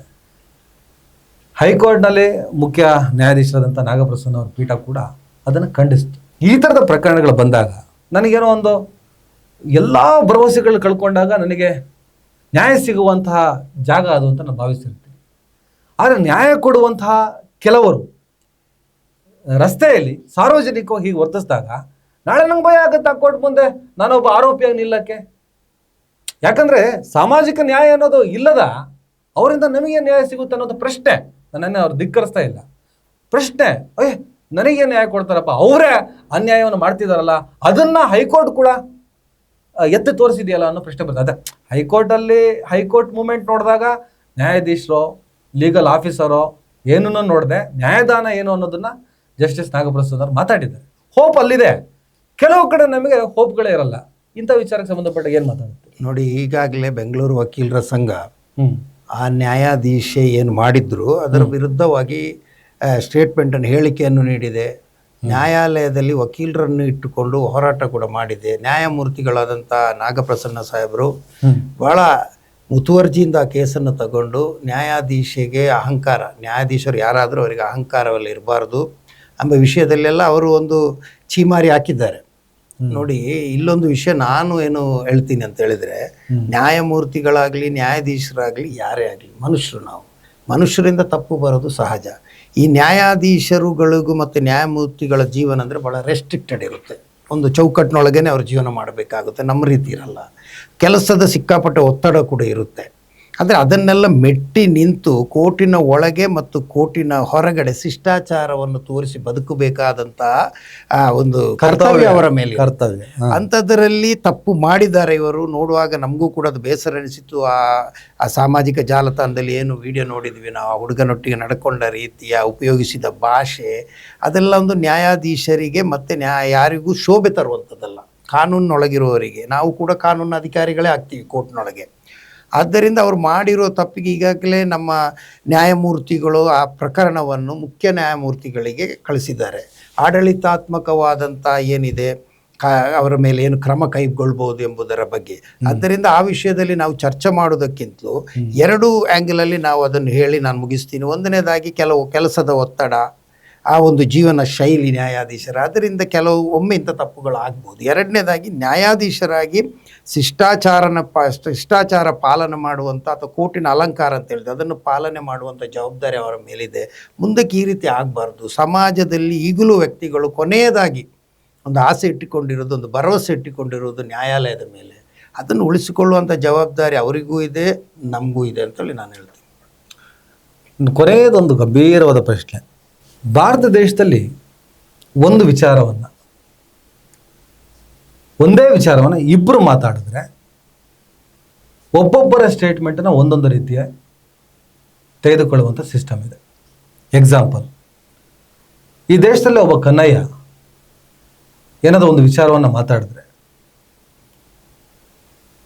ಅದೇ ವಿಚಾರನ ಒಬ್ಬ ಉಮರ್ ಖಾಲಿದ್ ಮಾತಾಡಿದ್ರೆ, ಈ ದೇಶದಲ್ಲಿ ಒಬ್ಬ ಮೋಹನ ಒಂದು ವಿಚಾರ ಮಾತಾಡಿದ್ರೆ, ಅದೇ ವಿಚಾರ ಒಬ್ಬ ತನ್ವೀರ್ ಮಾತಾಡಿದ್ರೆ, ತನ್ವೀರ್ ಸಂಕಷ್ಟಕ್ಕೆ ಬೀಳ್ತಾನೆ ಇಲ್ಲಿ ಬೇಗ ಇಮಿಡಿಯೇಟ್ ಆಗಿ. ಎಕ್ಸಾಂಪಲ್, ನೀಟ್ ಪ್ರಶ್ನೆ ಪತ್ರಿಕೆ ಸೋರಿಕೆ ಸಂಬಂಧಪಟ್ಟಂಗೆ ಜಂತರ ಮಂತರ ಹೋರಾಟ ಆಯಿತು, ದೊಡ್ಡ ಮಟ್ಟದಲ್ಲಿ ವಿದ್ಯಾರ್ಥಿ ಚಳವಳಿ ಆಯಿತು. ತಮ್ಮ 3 ಬೇಡಿಕೆಗಳನ್ನು ಇಟ್ಟರು, ಆ ಬೇಡಿಕೆಗಳನ್ನು ಈಡೇರಿಸಿದ್ರು, ಅದು ಸಕ್ಸಸ್ ಆಯಿತು. ಒಂದೇ ಒಂದು ಪತ್ರಿಕಾಗೋಷ್ಠಿ ಕರೆದ ಪ್ರಧಾನಿಗಳು ಕೂಡ ಕಳೆದ 10 ದಿನಗಳೇ ಸತತವಾಗಿ 4 ಸಾಮಾಜಿಕ ಜಾಲತಾಣಗಳಲ್ಲಿ ಲೈವ್ ಬರುವಂಥ ಪರಿಸ್ಥಿತಿ ಬಂತು. That is the successful moment. Last 12 ಇಯರ್ಸಲ್ಲಿ ನಾವು ಪ್ರಧಾನಿಗಳ ಬಗ್ಗೆ ಇರುವಂಥ ಒಂದಿಷ್ಟು ವಿರೋಧಾಭಾಸಗಳನ್ನು ಹೋಲಿಕೆ ಮಾಡಿದಾಗ ಸಕ್ಸಸ್ ರೇಟ್ ಎಲ್ಲೆಲ್ಲಿದೆ, ಎಲ್ಲೆಲ್ಲಿ ಹೋಯ್ತು ಅನ್ನೋದಕ್ಕೆ ಎಕ್ಸಾಂಪಲ್ ಇವೆಲ್ಲ. ಸರ್, ಇಡೀ ಚಳವಳಿಯಲ್ಲಿ ಒಬ್ಬ ಜುನೇದ್ ಅನ್ನುವಂಥ ಒಬ್ಬ ಯುವಕ ನೀರು ಕೊಡ್ತಾ ಇದ್ದ, ಸಮೋಸ ಕೊಡ್ತಾ ಇದ್ದ, ಅದಾದಮೇಲೆ ಚಿತ್ರಾನ್ನ ಕೊಡ್ತಾ ಇದ್ದ, ಗಿರಿಯಾನಿ ಅದು ಇದು ಏನೇನೋ ಕಥೆಗಳು ಹೇಳಿದ್ರು. ಅವ್ರಿಗೆ ಏನು ಅವಶ್ಯಕತೆ ಇದೆ ಅದನ್ನು ಪೂರ ಬಿಸ್ಕೆಟ್ ಕೊಡ್ತಿದ್ದ, ಬಾಳೆಹಣ್ಣು ಕೊಡ್ತಾ ಇದ್ದ, ಎಲ್ಲ ಮಾಡ್ತಾ ಇದ್ದ. ಹೋರಾಟ ಆಯಿತು, 3 ಬೇಡಿಕೆಯನ್ನು ಇಟ್ಟರು, 3 ಬೇಡಿಕೆಗೂ ಸರ್ಕಾರ ಓಕೆ ಅಂತು. ಅವ್ರು ಎದ್ದು ಹೋದರು, ಸೆಲೆಬ್ರೇಷನ್ ಬೋರ್ಡಲ್ಲಿ ಇದ್ದಾರೆ. ಬಟ್ ಜುನೇದ್ ಮನೆಗೆ ಉತ್ತರ ಪ್ರದೇಶದ ಪೊಲೀಸರು ಹೋದರು, ಅವನು ಎತ್ತಾಕೊಂಡು ಹೋದರು. ಸರಿ, ನೀನು ಊಟವನ್ನು ಪೂರೈಕೆ ಮಾಡಿದೆ, ಸಂತೋಷ, ಸಾವಿರಾರು ಜನರಿಗೆ ಕೊಟ್ಟೆ, ಭಾಳ ದೊಡ್ಡ ಮನುಷ್ಯ, ನಿನಗೆ ಎಲ್ಲಿಂದ ದುಡ್ಡು ಬಂತು ಅನ್ನೋ ಪ್ರಶ್ನೆ ನೀವು ಕೇಳಿ. ಉತ್ತರ ವೆರಿ ಸಿಂಪಲ್ ಆಗಿತ್ತು. ನಾನು ಎಲ್ಲರಿಗೂ ಆಹಾರ ಪೊಟ್ಟಣವನ್ನು ವಿತರಿಸುತ್ತಿದ್ದೆ, ಆದರೆ ಮೈನ್ಸ್ ಫ್ರೇಮಲ್ಲಿ ಮುಖವನ್ನು ತೋರಿಸೋಕ್ಕೆ ಯಾರ್ಯಾರಿಗೆ ಇಷ್ಟ ಇಲ್ವೋ ಅವ್ರು ನನಗೆ ಫೀಡ್ ಮಾಡ್ತಾಯಿದ್ರು. ಈಗ ನನಗೆ ಆ ಹೋರಾಟದ ಬೆಂಬಲಿಗ, ನಾನು ಅಲ್ಲಿ ಊಟ ಕೊಡಬೇಕು. ನಾನು ಈಗ ಬೆಂಗಳೂರಿಂದ ಹೋಗ್ಬಿಟ್ಟು ಅವನ ಜೊತೆ ನಿಲ್ಲಕ್ಕೆ ನನಗೆ ಟೈಮು ಇಲ್ಲ. ನಾನೇನು ಮಾಡ್ತೀನಿ, ನಾನೊಂದು 5,000 ರೂಪಾಯಿ ಕಳಿಸ್ಕೊಟ್ಟೆ. ಇಲ್ಲ, ನಂದೇ ಆದಂಥ ಥ್ರೂ ಅಲ್ಲಿ ಒಂದು 20 ಬಾಕ್ಸ್ ಬಿಸ್ಕೆಟ್ ಕಳಿಸ್ಕೊಟ್ಟೆ. ಅವನೆಲ್ಲ ಹಂಚ್ತಾ ಇದ್ದ. ನಾನು ಈ ಕೆಲಸವನ್ನು ಮಾಡದೆ ಬಿಟ್ಟರೆ ಏನೂ ಇಲ್ಲ ಅಂತ ವಿದೇಶಾಂಗ ಇಲಾಖೆ ಹೇಳ್ತು. ಫಾರಿನ್ ಫಂಡಿಂಗ್ ಅನ್ನೋದೆಲ್ಲ ಸುಳ್ಳು, ಯಾವ ಫಂಡಿಂಗೂ ಇಲ್ಲ ಅಂತ ಹೇಳ್ಬಿಟ್ಟು ವಿದೇಶಾಂಗ ಇಲಾಖೆನೂ ಹೇಳಾಯ್ತು. ಫಂಡಿಂಗೂ ಬಂದಿಲ್ಲ, ಬೇರೆ ಏನೂ ಪ್ರಯತ್ನಗಳಾಗಿಲ್ಲ. ಇವೆಲ್ಲದೂ ಗೊತ್ತಿರುವಂಥ ಪೊಲೀಸ್ ಇಲಾಖೆ ಅವ್ನ ಮನೆ ನುಗ್ಗುದ್ರಿ, ಹೋರಾಟ ಮಾಡಿದವರು, ಊಟ ಮಾಡಿದವರು ಮನೆ ಸೇರ್ಕೊಂಡು ಸೆಲೆಬ್ರೇಷನ್ ಮಾಡೋ, ಊಟ ಕೊಟ್ಟಂಥ ಜುನೇದ್ ಅರೆಸ್ಟ್ ಆಗ್ತಾನೆ. ಜೊತೆಗೆ ಅವನಿಗೆ ಕಣ್ಣಿಗೆ ಕಪ್ಪು ಪಟ್ಟಿ ಕಟ್ಟಿ ಉತ್ತರಾಖಂಡದ ಎಲ್ಲೋ ಒಂದು ಕಡೆ ಇಳಿಸ್ತಾರಂತೆ. ಹೀಗೆ ಯಾಕಾಗುತ್ತೆ ಈ ದೇಶದಲ್ಲಿ? ನೋಡಿ, ಇದೆಲ್ಲ ಇದಕ್ಕೆ ನಿಮ್ಮ ಕರ್ನಾಟಕ ಮುಸ್ಲಿಂ ವೇದಿಕೆ, ನಾಳೆ ನೀವು ಭಾರತದ ಮುಸ್ಲಿಮರ ವೇದಿಕೆ ಮಾಡಿಕೊಳ್ಳಿ, ಅಲ್ಲೂ ಹೋಗಿ ನೀವು ಕಾನೂನಾತ್ಮಕವಾಗಿ ನಿಮ್ಮ ಸಮುದಾಯದ ಒಬ್ಬ ವ್ಯಕ್ತಿ ಮೇಲೆ, ಒಬ್ಬ ಅಮಾಯಕ ವ್ಯಕ್ತಿ ಮೇಲೆ, ಊಟ ಕೊಟ್ಟವನ ಮೇಲೆ ಈ ಥರದ ದಾಳಿ ಕೇವಲ ಜುನೇದ್ ಅನ್ನೋ ಹೆಸರಿನ ಮೇಲೆ ಆಗ್ತದೆ ಅಂದಾಗ ಯಾವ ರೀತಿಯ ಕಾನೂನು ಸ್ಟೆಪ್ ನೀವು ತಗೋ? ನೋಡಿ, ಇದು ಭಾಳ ನೋವಿನ ವಿಷಯ. ಜುನೈದ್ನೊಟ್ಟಿಗೆ ಏನು ನಡೆಯಿತು ಅದು ತಪ್ಪು. ನೋಡಿ, ಇದನ್ನು ಇನ್ನೊಂದು ಆ್ಯಂಗಲಲ್ಲಿ ನೀವು ಥಿಂಕ್ ಮಾಡಿದರೆ, ಪೊಲೀಸರು ಕೇವಲ ಜುನೈದಿನ ಮೇಲೆ ಅಕ್ರಮ ಮಾಡಿದ್ದು ಮಾತ್ರ ಅಲ್ಲ, ಪೊಲೀಸರ ಅಕ್ರಮ ಎಷ್ಟೋ ಪ್ರಕರಣಗಳಲ್ಲಿ ನಾವು ನೋಡಿದ್ದೀವಿ. ಅಕ್ರಮ ತಪ್ಪುಗಳು ಮಾಡ್ತಾರೆ, ಅದರ ವಿರುದ್ಧ ನ್ಯಾಯಾಲಯಗಳು ಸೂಕ್ತ ಕ್ರಮ ಕೈಗೊಳ್ತಾ ಬಂದಿದ್ದು ನಾವು ಅದನ್ನು ನೋಡ್ತಾ ಇದ್ದೀವಿ. ಮುಸಲ್ಮಾನರು, ಇಸ್ಲಾಮೋಫೋಬಿಯಾ, ಮುಸಲ್ಮಾನರನ್ನು ಕೆಟ್ಟದಾಗಿ ಚಿತ್ರಿಸಬೇಕು ಅಂತೇಳಿರುವಂಥ ಕೆಲವು ರಾಜಕೀಯ ಪಕ್ಷಗಳು ಅಥವಾ ರಾಜಕೀಯ ನಾಯಕರು ಪ್ರತಿ ಒಂದು ಘಟನೆಯಲ್ಲೂ ಎಲ್ಲೂ ಮುಸಲ್ಮಾನರು ಲೈಮ್ಲೈಟ್ಗೆ ಬಂದು ಸಮಾಜ ಸೇವೆ ಮಾಡ್ತಾರಾ ಅಥವಾ ಸೇವೆಯಲ್ಲಿ ತೊಡಗಿಸಿಕೊಳ್ತಾರಾ, ಅವರನ್ನು ಜನರು ಕೆಟ್ಟದಾಗಿ ತಿಳ್ಕೊಳ್ಬೇಕು ಎಂಬ ಉದ್ದೇಶದಿಂದ ಈ ರೀತಿಯೆಲ್ಲ ಒಂದು ನಾಟಕ ಮಾಡೋದು ನಾವು ನೋಡಿದ್ದೀವಿ. ನೀವು ಪಂಜಾಬಿನಲ್ಲಿ ನೆರೆ ಬಂದಾಗಲೂ ಹೈಯೆಸ್ಟ್ ಅಲ್ಲಿ ಸರ್ವಿಸ್ ಕೊಟ್ಟವರಲ್ಲಿ ಮುಸಲ್ಮಾನರಿದ್ದಾರೆ. ಈಗ ಅಸ್ಸಾಮಿನಲ್ಲಿ ನೆರೆ ಇದೆ, ಅಲ್ಲಿ ಹೋಗಿ ನೋಡಿದರೂ ಮುಸಲ್ಮಾನರಷ್ಟು ನೆರವಿಗೆ ಹೋಗ್ತಾರೆ. ಇದು ಭಾರತೀಯತೆಯ ಒಂದು ಆ ಮಣ್ಣಿನ ಒಂದು ಗುಣ ಅದು ಅಂತ ನಾನು ಹೇಳ್ತೀನಿ. ಒಬ್ಬ ಮುಸಲ್ಮಾನನಾಗಿದ್ದರೆ ಅವನಿಗೆ ಇಸ್ಲಾಮು ಅದನ್ನೇ ಕಲಿಸ್ತದೆ, ಆ ದೇಶದ ಮಣ್ಣು ಅದನ್ನೇ ಕಲಿಸ್ತದೆ. ಮಣ್ಣು ಅಂದರೆ ನನ್ನ ಸಂಸ್ಕೃತಿಗೂ ಕೂಡ ಅದನ್ನೇ ಕಲಿಸ್ತದೆ. ಮುಸಲ್ಮಾನರು ಮಾಡಿದಾಗ ಮಾತ್ರ ಅದನ್ನೊಂದು ವಿಶೇಷ ಕಣ್ಣಿನಿಂದ ನೋಡಿ ಅದರಲ್ಲಿ ತಪ್ಪು ಹುಡುಕುವಂಥ ಕೆಲಸ ನಡೀತಾ ಇದೆ. ಅದು ಇಸ್ಲಾಮೋಫೋಬಿಯದ್ದು ಭಾಗ. ಅದರ ವಿರುದ್ಧ ಹೋರಾಟ ಮಾಡಲಿಕ್ಕೆ ವಕೀಲರ ನೆರವು, ಈಗ ಕಪಿಲ್ ಸಿಬಲ್ರ ಅಂತ ವಕೀಲರು ಮುಂದೆ ಬಂದಿದ್ದಾರೆ, ಹೋರಾಟ ಮಾಡಿದವರು ಮುಂದೆ ಬಂದಿದ್ದಾರೆ. ಸುಪ್ರೀಂ ಕೋರ್ಟ್ ಕೂಡ ಅದರ ಬಗ್ಗೆ ವಿಶೇಷವಾಗಿ ಅವನ ನಿರಪರಾಧಿತ್ವದ ಬಗ್ಗೆ ಮಾತಾಡಿದೆ. ಈಗೆಲ್ಲ ಇರುವಾಗ ಇಂಥ ಘಟನೆಗಳನ್ನು ಕೆಲವೊಮ್ಮೆ ನಾವು ಸಹಿಸ್ಕೊಳ್ಬೇಕಾಗುತ್ತೆ. ಎಂಡ್ ಆಫ್ ದ ಡೇ, ಅಂದರೆ ಕೊನೆಯಲ್ಲಿ ನ್ಯಾಯ ಸಿಗ್ತಾ ಇದೆಯಲ್ಲ, ಅದರಿಂದ ನ್ಯಾಯಾಲಯದ ಮೇಲೆ ಮತ್ತು ನಮ್ಮ ಜುಡಿಷಿಯಲ್ ಸಿಸ್ಟಮ್ ಏನಿದೆ ಅದ್ರ ಮೇಲೆ ಭರವಸೆ ಇಟ್ಕೊಂಡು ಹೋಗ್ಬೇಕೇ ವಿನಃ ನಾವು ಪ್ರತಿಕ್ರಿಯೆಗೆ ಮುಂದಾಗಬಾರ್ದು. ನಮ್ಮಲ್ಲಿ ಶಾಂತಿ ಬೇಕು, ತಾಳ್ಮೆ ಬೇಕು, ಪ್ರತಿಯೊಂದನ್ನು ಲೀಗಲ್ ಆಗಿ ಸಂವಿಧಾನಬದ್ಧವಾಗಿ ಹೋರಾಟ ಮಾಡಿ ನ್ಯಾಯ ಪಡೆಯುವಂಥ ಒಂದು ಕಲೆಯನ್ನು ನಾವು ಕರಗತ ಮಾಡಿಸಿಕೊಳ್ಬೇಕು ಅಂತ ನನ್ನ ಅಭಿಪ್ರಾಯ. ನಾವೊಂದು DJ ಹಳ್ಳಿ ಗಲಾಟೆ ಆದಾಗ ಒಂದು ಮಾತಾಡ್ತಾ ಇದ್ವಿ, ನಾವು ಯಾವಾಗಲೂ ಅದನ್ನು ಹೇಳ್ತಾ ಇರ್ತೀವಿ. ಅಲ್ಲಿ ಒಂದಿಷ್ಟು ನಿರಪರಾಧಿಗಳು ಬಲಿಯಾದರು, ಅಪರಾಧಿಗಳಿಗೆ ಶಿಕ್ಷೆ ಆಗಲಿ, ಕಾನೂನು ಪ್ರಕಾರ ಏನು ನೇಣು ಹಾಕೋ ಅವಕಾಶ ಇದೆ ಹಾಕ್ಬಿಡಿ, ಮುಲಾಜೆ ಇಲ್ಲ, ಅವಕಾಶ ಇದ್ದರೆ. ನಿರಪರಾಧಿ ಏನೂ ಆಗಬಾರ್ದು, 100 ಅಪರಾಧಿ ತಪ್ಪಿಸ್ಕೊಂಡ್ರೆ ಒಬ್ಬ ನಿರಪರಾಧಿಗೆ ಶಿಕ್ಷೆ ಆಗಬಾರ್ದು ಅನ್ನುವಂಥ ಅದ್ಭುತವಾದ ಸಂವಿಧಾನ ನಮ್ಮನ್ನು ನಡೆಸ್ತಾ ಇದೆ. ಈ DJ ಹಳ್ಳಿ ಗಲಾಟೆ ಯಾಕಾಯಿತು ಅನ್ನೋ ಪ್ರಶ್ನೆ ಬಂತು. ನೀವು ಕೊನೆಗೆ ಈ ಶಾಂತಿ ಪ್ರೀತಿನ ಒಂದು ಮಾತು ಹೇಳಿದ್ರಲ್ಲ, ಅದಕ್ಕೆ ಹೇಳಿದೆ ನಾನು. ಯಾರೋ ಒಬ್ಬ ತಿಳುವಳಿಕೆ ಇಲ್ಲದ ಅಜ್ಞಾನಿ ಅಥವಾ ಸಮಾಜಘಾತುಕ ಮನಸ್ಥಿತಿ ಪ್ರವಾದಿ ಮೊಹಮ್ಮದ್ ಪೈಗಂಬರ್ ಅವರ ನಿಂದನೆ ಮಾಡ್ದ. ಪ್ರವಾದಿ ಮೊಹಮ್ಮದ್ ಪೈಗಂಬರ್ ನಿಂದನೆ ಮಾಡ್ದ ಅಂತ ಹೇಳಿ ಕಂಪ್ಲೇಂಟ್ ಕೊಡಕ್ಕೆ ಹೋದ್ರಿ. ಒನ್ಸ್ ಅಗೇನ್ ಜುರೈದ್ನ ಅರೆಸ್ಟ್ ಮಾಡಿದಂಥ ಪೊಲೀಸ್ ಮಾನಸಿಕತೆ ಇಮಿಡಿಯೇಟ್ ಆಗಿ ಕೇಸ್ ತೆಗೆದುಕೊಳ್ಳಲು ಹಿಂದೇಟು ಹಾಕಿ ಒಂದಿಷ್ಟು ಡ್ರಾಮಾಗಳು ಮಾಡಿದ್ದಕ್ಕೆ ಗಲಾಟೆ ಅಂತ ಏನೋ ಒಂದು ಆಯಿತು. ಪ್ರವಾದಿಯನ್ನು ನಿಂದನೆ ಮಾಡಿದ್ದಕ್ಕೆ ಆಕ್ರೋಶಗೊಂಡು ಪೊಲೀಸ್ ಸ್ಟೇಷನ್ ಬೆಂಕಿ ಹಚ್ಚಿದ್ದು, ಯಾವನೋ ಬಡವ ದಿನ ಬೆಳಗ್ಗೆ ತರಕಾರಿ ಮಾರ್ತಾ ಇದ್ದ, ಅವನ ತಳ್ಳುಗಾಡಿ ಬೆಂಕಿ ಹಾಕಿದ್ದು, ಏನೋ ಒಂದಿಷ್ಟು ಕ್ರೈಮ್ಗಳು ಮಾಡಿದ್ರಿ.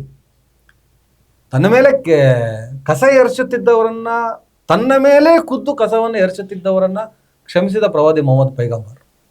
ತನಗೆ ಆದ ಅನ್ಯಾಯವನ್ನೇ ಸಹಿಸಿಕೊಂಡ ಪ್ರವಾದಿ ಮೊಹಮ್ಮದ್ ಪೈಗಂಬರ್ ಹೆಸರಿನಲ್ಲಿ ನೀವು ಕ್ರೈಮ್ ಮಾಡಿದ್ರಿ. ಓಕೆ, ಇಂಥ ವಿಚಾರಗಳು ಮುಂದಿನ ದಿನಗಳಲ್ಲೂ ಕೂಡ ಬಂದರೆ ಏನು ನೋಡಿ, ಪ್ರವಾದಿದ್ದು ಅವಹೇಳನ ಮಾಡಿದ್ದಕ್ಕೆ ಬೆಂಕಿ ಹಚ್ಚಿದ್ರು, ಗಲಾಟೆ ಆಯ್ತು ಎಂಬುದು ಸುಳ್ಳು. ನ್ಯಾಯಾಲಯದಲ್ಲಿ ಈಗ ಕೇಸು ವಿಚಾರಣೆ ನಡೀತಾ ಇದೆ. ನಾವು ವಕೀಲರುಗಳ ನಿರಪರಾಧಿತ್ವವನ್ನು ರುಜುವಾತು ಪಡಿಸ್ತೀವಿ. ಆ ವಿಚಾರಕ್ಕೆ ಆಗಿರೋದಲ್ಲ, ಅಲ್ಲಿ ನಿಜವಾಗಿ ನಡೆದ ಘಟನೆನೇ ಬೇರೆ. ಅಲ್ಲಿ ಪ್ರವಾದಿಯ ಅವಹೇಳನ ಮಾಡಿದರೆ ನಾನು ಅದರ ವಿರುದ್ಧ ಕಂಪ್ಲೇಂಟ್ ಕೊಡಲಿಕ್ಕೆ ಮುಂದಕ್ಕೆ ಹೋಗ್ತೀನಿ, ನಾನು ಅದನ್ನು ಪ್ರತಿಭಟಿಸ್ತೀನಿ. ಅದು ಶಾಂತಿಯುತವಾದ ಪ್ರತಿಭಟನೆ, ಅದು ಸಂವಿಧಾನಬದ್ಧವಾದ ಹಕ್ಕು ನಮ್ಮದು. ಅದಕ್ಕೆ ಕೆಲವು ಜನ ಅಲ್ಲಿ ಹೋಗಿದ್ರು, ಕಂಪ್ಲೇಂಟ್ ಕೊಟ್ಟಿದ್ರು, ಪ್ರತಿಭಟನೆ ತರ ಮಾಡಿದ್ರು, ಅವನನ್ನು ಬಂಧಿಸಿ ಅಂತ ಹೇಳಿದ್ರು ಎಂಬುದು ಸತ್ಯ. ಅದರ ನಂತರ ಅಲ್ಲಿ ನಡೆದಿರುವುದೆಲ್ಲ ಒಂದು ರಾಜಕೀಯವಾದ ಪಿತೂರಿಯ ಭಾಗವಾಗಿ ಕೆಲವು ಕಿಡಿಗೇಡಿಗಳು ನಡೆಸಿದಂತ ದಾಂಧಲೆ. ಅದು ನೆಪ. ಅದು ಆ ಜನರೇ ಬೇರೆ, ಪ್ರವಾದಿಯನ್ನು ಪ್ರೀತಿಯಿಂದ ಹೋದ ಜನರೇ ಬೇರೆ, ಫಿರ್ಯಾದಿ ಕೊಟ್ಟವರೇ ಬೇರೆ. ಅಲ್ಲಿ ರಾಜಕೀಯ 2 ಫ್ಯಾಕ್ಷನ್ಗಳಿವೆ, 2 ಗುಂಪುಗಳಿವೆ. ಅಲ್ಲಿ ಆ ಹೆಸರೆಲ್ಲ ಈಗ ಹೇಳಬಾರ್ದು, ಅಂದ್ರೆ ಕೇಸು ಅವರ 2 ಗುಂಪಿನ ಮಧ್ಯೆ ನಡೆದ ಜಗಳವನ್ನು ಒಂದು ಸಮಾಜದ ಮೇಲೆ ಹಾಕಿ ಸಮಾಜವನ್ನೇ ಕೆಟ್ಟವರಾಗಿ ತೋರಿಸುವ ಪ್ರಯತ್ನವೂ ನಡೆಯಿತು. ಅದರಲ್ಲಿ UAP ಅನ್ನು ಉಪಯೋಗಿಸಿದ್ರು, ಎಷ್ಟೋ ಜನರು ಜೈಲಲ್ಲಿ ಕೊಳೆಯುವಂತ ಮಾಡಿಬಿಟ್ರು. ಅದೆಲ್ಲ ನಡೆದೋಯ್ತು. ಈಗ ಏನಿದ್ರು ವಿಚಾರಣೆ ನಡೀತಾ ಇದೆ. ನಮಗೆ ಪೂರ್ಣ ಭರವಸೆ ಇದೆ, ಆ ನಿರಪರಾಧಿಗಳನ್ನು ನಾವು ರಕ್ಷಿಸ್ತೀವಿ. ಸರ್, ನನಗೆ ಇಲ್ಲೇ ವೆರಿ ವೆರಿ ಇಂಪಾರ್ಟೆಂಟ್ ಇದು. ಇಡೀ ಸೊಸೈಟಿ ಅಂದ್ಕೊಂಡಿರೋದು, ನಾನು ಏನು ಹೇಳಿದೆ ಅದನ್ನು, ಸಾಬ್ರು ಬೆಂಕಿ ಹಾಕ್ತಾರೆ, ಅವರು ಸಹ ಬೆಂಕಿ ಹಾಕೋರು, ಪೊಲೀಸ್ ಸ್ಟೇಷನ್ಗೂ ಬಿಡೋಲ್ಲ. ಇದು ಕನ್ವಿನ್ಸ್ ಆಗಿದೆ ಸೊಸೈಟಿಗೆ. ಈಗ ನೀವು ಹೇಳ್ತಿದ್ರೆ ವಿಚಾರ ಬೇರೆ ಇದೆ ಅಂತ. ಆ ವಿಚಾರ ಬೇರೆ ಅನ್ನೋದು ನಾಳೆ ನ್ಯಾಯಾಲಯದಲ್ಲಿ ವಿಚಾರಣೆಗಳೆಲ್ಲ ಮುಗಿದ ಮೇಲೆ ಎಸ್ಟಾಬ್ಲಿಷ್ ಆಗ್ಬೇಕದು. ಜನಕ್ಕೆ ಇದರಷ್ಟೇ ಪರಿಣಾಮಕಾರಿಯಾಗಿ ಆ ವಿಚಾರ ಕೂಡ ಮುಟ್ಟಿಸ್ಬೇಕು. DJ ಹಳ್ಳಿ ಗಲಾಟೆ ಹಿಂದೆ ಇರುವಂಥ ವಿಚಾರನೇ ಬೇರೆ ಇತ್ತು, ನೀವು ಅನ್ಕೊಂಡ್ರೆ ವಿಚಾರಣೆ ಬೇರೆ ಇದೆ ಅನ್ನೋದನ್ನು ಮುಟ್ಸೋ ಕೆಲಸ ಆಗಲೇಬೇಕಲ್ಲ ಸರ್. ಅದು ನೋಡಿ, ಮಾಧ್ಯಮ ನಮ್ಮೊಂದಿಗಿಲ್ಲ, ನಾನು ಅದನ್ನು ಪ್ರಾಮಾಣಿಕವಾಗಿ ಹೇಳ್ತೀನಿ. ಮಾಧ್ಯಮ ಯಾರತ್ತ ಆಡಳಿತ ಇದೆ ಅವರೊಟ್ಟಿಗಿರುತ್ತೆ. ಮಾಧ್ಯಮಕ್ಕೆ ಕೂಡ ಕೋಮುದ್ವೇಷ ಪ್ರಚಾರ ಮಾಡುವುದೇ ಅವರ ವೃತ್ತಿಯಾಗಿ ಹೋಗಿದೆ. ಭಾಳ ದುರಂತ ಈ ದೇಶದ್ದು. ಯಾವ ರೀತಿ ನಾವು ನ್ಯಾಯಾಲಯಗಳಲ್ಲಿ ಭರವಸೆ ಇಡ್ತೀವಿ, ಅದೇ ರೀತಿ ಮಾಧ್ಯಮದ ಮೇಲೆ ಕೂಡ ಭರವಸೆ ಇಡುವ ಕಾಲ ಇತ್ತು. ಈಗ ಅದು ಇಲ್ಲ. ಈ ಮಾಧ್ಯಮ ಎಂಬುದು ಸಂಪೂರ್ಣವಾಗಿ ಆ ಕಾಲದಲ್ಲೂ ಇವತ್ತು ನಾಳೆನೂ ಮುಸಲ್ಮಾನರನ್ನು ಕೆಟ್ಟದೊಂದು ಬಿಂಬಿಸಲಿಕ್ಕೆ ಪ್ರಯತ್ನ ಪಡುವ ಪ್ರತಿಫಲವಾಗಿ ಎಲ್ಲರ ತಲೆಯಲ್ಲಿ ಅದೇ ಉಳಿದುಕೊಂಡಿದೆ. ಈಗೀಗ ಆಯಿತು, ಮುಸಲ್ಮಾನರು ಹೋಗಿ ಗಲಾಟೆ ಮಾಡಿದ್ರು ಪ್ರವಾದಿ ಹೆಸರಲ್ಲಿ ಅಂತ ಹೇಳಿದ ಅಕ್ಷಮ್ಯ ತಪ್ಪು. ಪ್ರವಾದಿ ಹೆಸರಲ್ಲಿ ಯಾರೂ ಗಲಾಟೆ ಮಾಡಿದ್ದಿಲ್ಲ. ನಾನು ಪುನರಾವರ್ತಿಸಿ ಹೇಳ್ತೇನೆ, ತನಿಖೆ ಮಾಡಿ ಏನು ದೋಷಾರೋಪಣೆ ಪಟ್ಟಿ ಹಾಕಿದ್ದೀರಿ, ಸರಿ ತಪ್ಪು ನಾಳೆ ಕೋರ್ಟು ತೀರ್ಮಾನ ಮಾಡುತ್ತೆ, ಅಷ್ಟೇ ಹೇಳಲಿಕ್ಕೆ ಬಯಸ್ತೀನಿ ನಾನು. ಕೊನೆಯದಾಗಿ ಏನಾದರೂ ಹೇಳೋದಿದೆ ಸರ್? ಕೊನೆಯದಾಗಿ ಕರ್ನಾಟಕ ಮುಸ್ಲಿಂ ವಕೀಲರ ವೇದಿಕೆ 8,000 ವಕೀಲರು ಕರ್ನಾಟಕ ರಾಜ್ಯದಾದ್ಯಂತ ಮುಸ್ಲಿಂ ವಕೀಲರಿದ್ದಾರೆ. ಎಲ್ಲರನ್ನು ಸೇರಿಸ್ಕೊಂಡು ಮುಸ್ಲಿಂ ಸಮಾಜಕ್ಕೆ ಪ್ರತ್ಯೇಕವಾಗಿ ವಕೀಲರಿಗೆ ಸಾಮಾನ್ಯವಾಗಿ ಎಲ್ಲ ವಕೀಲರನ್ನು ಸೇರಿಸ್ಕೊಂಡು ನಾವೊಂದು ಒಳ್ಳೊಳ್ಳೆ ಕಾರ್ಯಕ್ರಮಗಳನ್ನು ಮಾಡಲಿಕ್ಕಿದ್ದೀವಿ. ನಮ್ಮ ಕಾರ್ಯಕ್ರಮಗಳಿಂದ ನಮ್ಮ ನಾಡು ನುಡಿ ಹಾಗೂ ಭಾಷೆಗೆ ಕೂಡ ಒಳ್ಳೆಯದಾಗುತ್ತೆ. ಒಳ್ಳೆಯದಾಗುವಂಥ ಕೆಲಸವನ್ನು ಮಾಡ್ತೀವಿ. ಅದೇ ರೀತಿ ನಮ್ಮ ಸಮಾಜದ ಯುವತಿಯರು ಹೊಸ ವಕೀಲರುಗಳು ವೃತ್ತಿಗೆ ಬರುವವರೆಗೂ ಕೂಡ ಒಳ್ಳೆಯದಾಗುತ್ತೆ. ವಕೀಲರುಗಳ ಸಮಸ್ಯೆಗಳಿಗೆ ಕೂಡ ಪರಿಹಾರ ಮಾಡಲಿಕ್ಕೆ ನಾವು ಪ್ರಯತ್ನ ಪಡ್ತೀವಿ, ಸಂಘಟಿತರಾಗ್ತೀವಿ.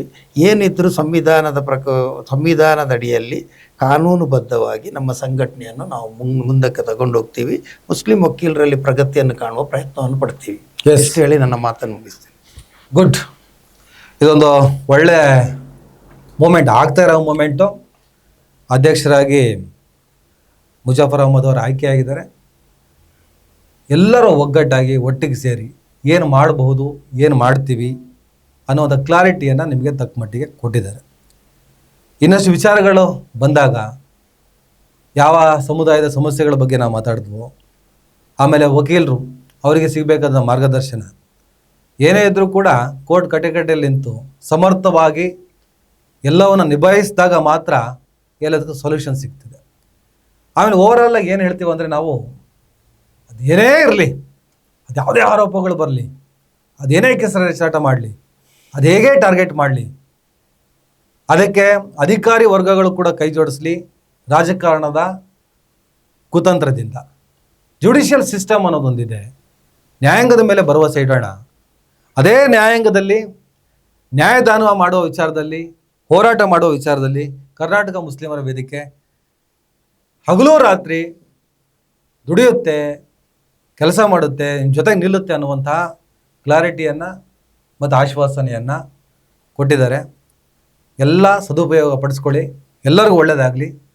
ಇವತ್ತಿಗೆ ಈ ಕಾರ್ಯಕ್ರಮ ಮುಗಿಸೋಣ. ಈ ಕಾರ್ಯಕ್ರಮಕ್ಕೆ ಬಂದಿದ್ದಕ್ಕೆ ಥ್ಯಾಂಕ್ ಯು ಸರ್. ಒಳ್ಳೆಯದಾಗಲಿ. ನಮಸ್ಕಾರ.